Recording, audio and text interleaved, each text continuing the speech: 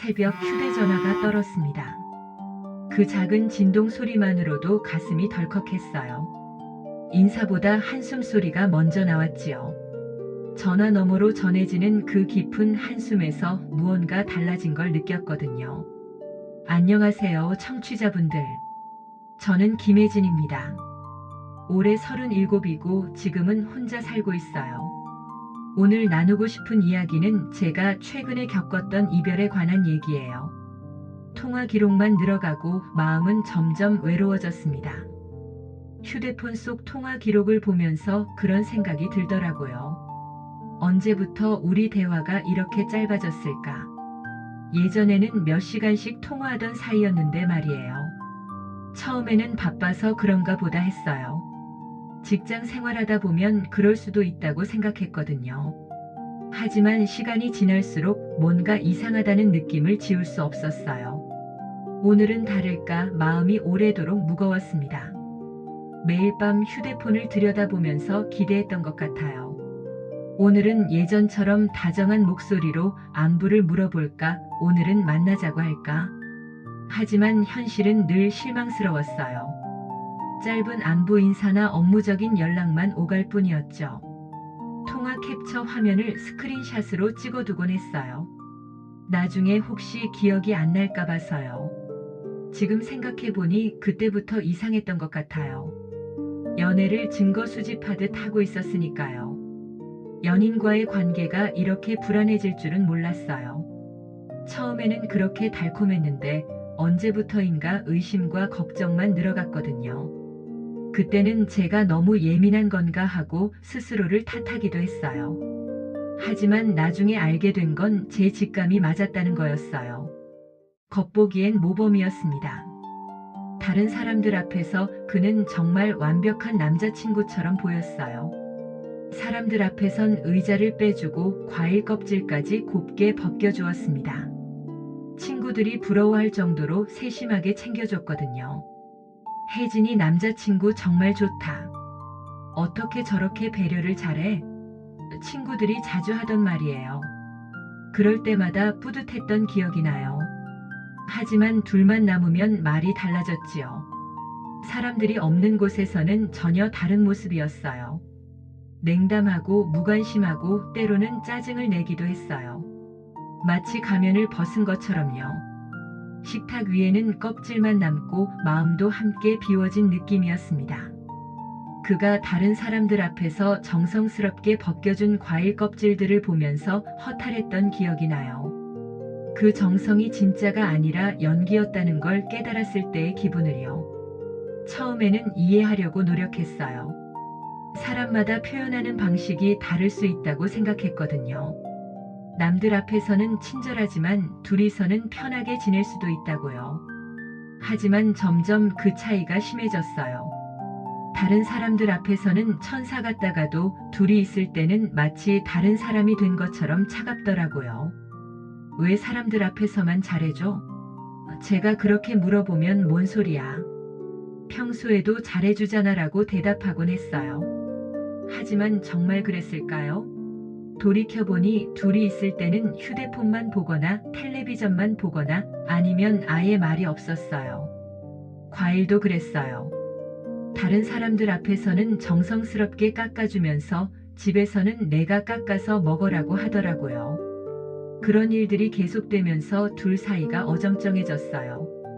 진짜 나를 사랑하는 건지 아니면 다른 사람들에게 보여주기 위한 연기인지 헷갈렸거든요. 굽 높은 신발이 발등을 콕 찔렀습니다. 데이트할 때마다 높은 구두를 신었어요.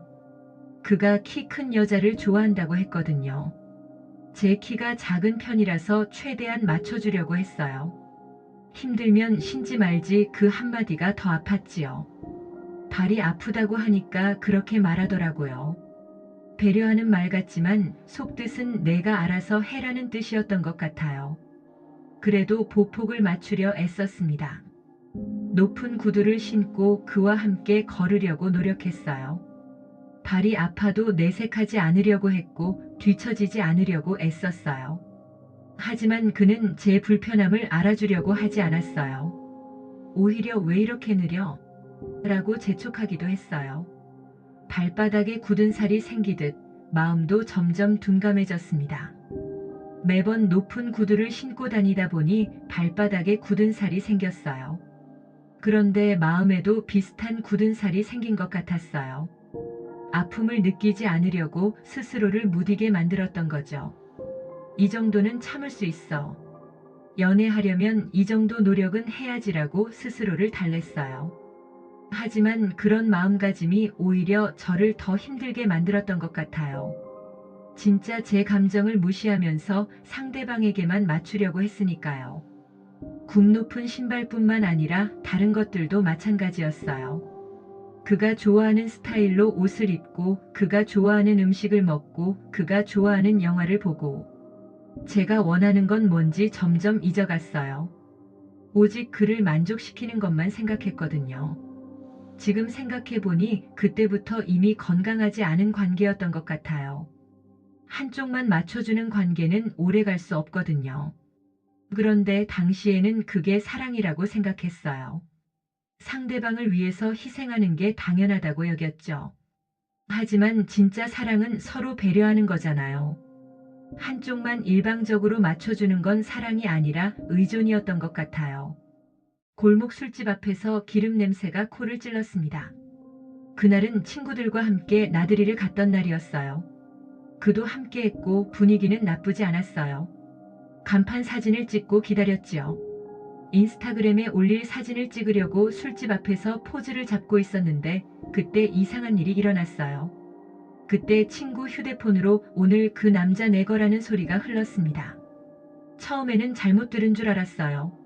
친구가 전화 통화를 하고 있었는데 그 목소리가 제 남자친구 목소리 같았거든요.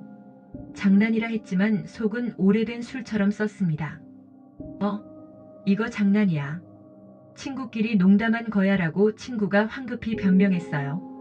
그런데 제 남자친구 표정이 어색했어요. 그 순간 뭔가 이상하다는 걸 직감적으로 느꼈어요. 친구와 남자친구 사이에 뭔가 있다는 걸 말이에요. 무슨 농담이야? 제가 물어봤더니 둘 다 대답을 제대로 하지 못하더라고요. 그날 밤 집에 돌아와서 계속 그 말이 머릿속에서 맴돌았어요. 오늘 그 남자 내 거라는 말이 단순한 농담일까? 남자친구에게 직접 물어봤어요. 친구랑 무슨 얘기한 거야? 그런데 별거 아니야. 그냥 친구끼리 하는 농담이었어 라고만 하더라고요. 하지만 그 이후로 친구와 남자친구의 관계가 더 가까워진 것 같았어요. 단체 모임에서도 둘이 자꾸 따로 대화를 나누고 제가 없을 때 만나기도 하더라고요. 술집 간판 사진을 찍었던 그날이 저에게는 전환점이었던 것 같아요. 뭔가 잘못되고 있다는 걸 처음으로 확실하게 느꼈거든요. 그전까지는 막연한 불안감이었다면 그 순간부터는 구체적인 의심으로 바뀌었어요. 하지만 확실한 증거가 없으니까 계속 의심만 키워갔어요. 그게 제일 힘들었던 것 같아요. 집에 돌아와 소리를 낮추고 영수증과 통화 시간을 맞춰보았습니다. 더 이상 추측만 할 수는 없었어요. 확실한 걸 알아야겠다고 생각했거든요. 날짜, 시각, 머문 시간까지 줄을 그어 겹쳤지요. 남자친구의 신용카드 문자를 보면서 시간대를 체크해봤어요. 그리고 제가 받은 통화 기록과 비교해봤어요. 놀라운 사실을 발견했어요.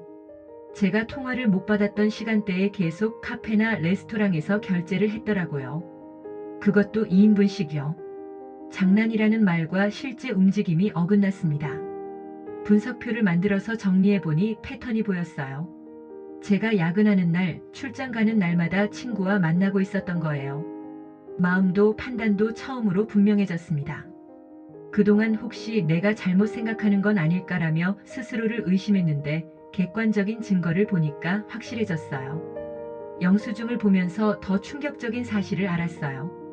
제가 생일 선물로 받았던 목걸이와 똑같은 가격의 목걸이를 또 사더라고요. 분명히 친구에게 준 거였을 거예요.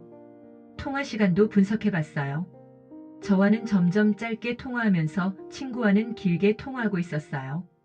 휴대폰 요금 문자를 보니까 알 수 있었거든요. 그 모든 증거들을 A4 용지에 정리하면서 정말 허탈했어요. 제가 이런 일까지 해야 하나 싶었거든요. 하지만 동시에 시원하기도 했어요. 그동안 제 직감이 맞았다는 걸 확인했으니까요. 분석표 작업을 하면서 깨달은 게 있어요. 사랑하는 사람을 의심해서 이런 일까지 해야 하는 관계라면 이미 끝난 관계라는 거였어요. 건강한 연애라면 이런 증거 수집 같은 건 필요 없잖아요. 서로 믿고 소통하면 되는 거니까요. 영수증과 통화 기록을 보면서 결심했어요. 이제 진실을 직접 확인해 보자고요. 다음에 만났을 때 그는 말하기도 전에 벌써 웃고 있었습니다. 남자친구와 만나기로 약속한 날이었어요. 하지만 제가 먼저 카페에 도착해서 기다리고 있었거든요.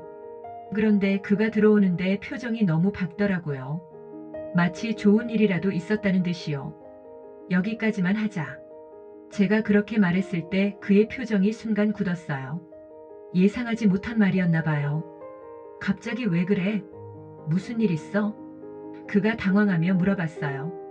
하지만 저는 이미 마음을 정한 상태였어요. 더 이상 이런 관계를 지속할 수 없다고 생각했거든요. 탁자 위엔 반짝이는 상자와 그 값이 적힌 영수증만 남았습니다. 그가 제게 선물을 준비해 왔더라고요. 예쁜 포장지로 쌓인 작은 상자였어요. 아마 화해용 선물이었을 거예요. 하지만 그 상자 옆에는 제가 준비한 영수증 사본들이 놓여 있었어요. 그가 친구와 함께 쓴 돈의 기록들이요. 이게 뭐야? 그가 영수증들을 보면서 물어봤어요. 너가 제일 잘 알잖아라고 대답했어요. 좋은 포장에 비해 말은 가벼웠습니다. 그는 오해야. 정말 오해라고라며 해명하려고 했어요. 하지만 그 말들이 공허하게 들렸어요. 친구랑 그냥 밥 먹은 거야. 별 뜻 없어라고 하더라고요. 하지만 영수증에 찍힌 시간과 장소, 금액들이 모든 걸 말해주고 있었어요. 나는 고개를 들고 숨을 고르기만 했습니다. 더 이상 설명을 듣고 싶지 않았어요. 이미 충분히 많은 걸 받고 충분히 많이 상처받았거든요. 선물 상자를 그에게 다시 밀어주면서 말했어요. 이건 다른 사람에게 줘. 그 순간 그의 얼굴이 완전히 바뀌었어요. 더 이상 변명할 수 없다는 걸 아는 표정이었어요. 카페를 나오면서 생각했어요. 이렇게 끝나는 게 맞는 것 같다고요. 더 끌고 갈 이유가 없었거든요. 이번 이별을 통해서 뭘 배웠을까 하면서요, 생각에 잠겼어요. 이전에도 비슷한 경험이 있었어요. 갑자기 연락이 끊어지거나 다른 사람과 바람을 피운 적도 있었고요. 사람을 고치려 애쓰기보다 나의 선을 먼저 세우자. 서두르지 말고 나를 다치지 않게. 그동안 저는 계속 상대방을 바꾸려고 노력했던 것 같아요. 내가 더 잘해주면 변할 거야. 내가 참으면 괜찮아질 거야 라고 생각했거든요. 하지만 그게 잘못된 생각이었어요. 상대방을 바꾸는 건 제가 할 일이 아니었거든요. 대신에 제가 해야 할 일은 저 자신을 지키는 거였어요. 제 기준을 세우고 그 선을 넘는 행동에는 단호하게 대응하는 거요. 건강한 관계를 위해서는 경계선이 필요하다는 것, 그리고 그 경계선을 지키는 것도 사랑의 일부라는 걸요. 이번 경험을 통해서 제 자존감도 많이 회복된 것 같아요. 예전 같으면 내가 뭘 잘못했을까라고 자책했을 텐데, 이번에는 내가 잘못한 게 아니구나라고 생각할 수 있었거든요. 물론 아직도 가끔 아파요. 좋았던 추억들이 떠오르면 그리워지기도 하고요. 하지만 그런 감정도 자연스러운 거라고 받아들이려고 해요. 앞으로는 저를 소중히 여기는 사람과만 만나겠다고요. 비 그친 아침, 젖은 흙냄새가 방 안까지 스며들었습니다. 창문을 열고 깊게 숨을 들이마셨어요. 비 온 뒤의 공기는 정말 깨끗하더라고요. 마치 제 마음도 씻어주는 것 같았어요. 통화 캡처와 영수증을 봉투에 넣어 서랍에 놓였습니다. 그 모든 증거들을 정리하면서 생각했어요. 이제 이런 일은 없었으면 좋겠다고요. 사랑하는 사람을 의심해서 증거를 모으는 일 말이에요. 하지만 동시에 이런 생각도 들었어요. 이런 경험이 있었기 때문에 앞으로는 더 현명하게 연애할 수 있을 거라고요. 오늘의 결론은 잠시 미룹니다. 아직은 성급하게 결론을 내리고 싶지 않아요. 시간이 더 지나봐야 이 경험이 제게 어떤 의미인지 알 수 있을 것 같거든요. 다만 다음 걸음은 나를 지키는 쪽으로 천천히 또렷이. 앞으로의 계획은 간단해요. 우선은 저 자신을 더 사랑하는 거예요. 제가 원하는 게 뭔지, 제가 좋아하는 게 뭔지 다시 찾아보려고 해요.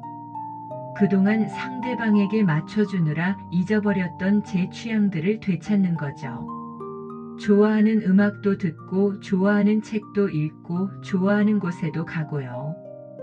혼자 지내는 시간이 처음엔 어색했어요. 누군가와 계속 함께 있다가 갑자기 혼자가 되니까 공허함을 느꼈거든요. 하지만 시간이 지나면서 혼자만의 시간이 소중하다는 걸 깨달았어요. 아무도 신경 쓰지 않고 제가 하고 싶은 대로 할 수 있는 시간이요. 청취자분들께도 말씀드리고 싶어요. 연애를 하다가 상처받는 일이 생기면 성급하게 다른 사람을 만나려고 하지 마세요. 우선은 자신을 돌아보는 시간을 가지시길 바라요. 왜 그런 일이 일어났는지, 앞으로는 어떻게 해야 할지 생각해 보시고요. 그리고 무엇보다 자신을 탓하지 마세요. 상대방의 잘못된 행동에 대해서 자신을 책망할 필요는 없어요. 서류 봉투를 서랍에 넣으면서 마지막으로 생각했어요. 이 모든 경험이 저를 더 단단하게 만들어줬다고요. 앞으로 누군가를 다시 사랑하게 되더라도 이번처럼 자신을 잃지는 않을 거예요. 서로를 존중하고 배려하는 건강한 관계를 만들어갈 거예요. 안녕하세요. 저도 이런 경험이 있습니다. 친구도, 여자친구도, 심지어 친구는 10년 넘은 친구였는데 생각보다 주변에 이런 일들이 많은 듯해요. 제 주변에도 많이 이야기 듣기도 했고요. 왜 그런지 솔직히 모르겠습니다. 관계를 확실히 정리하고 새롭게 시작하는 게 맞는 것 같습니다. 오늘도 감사합니다.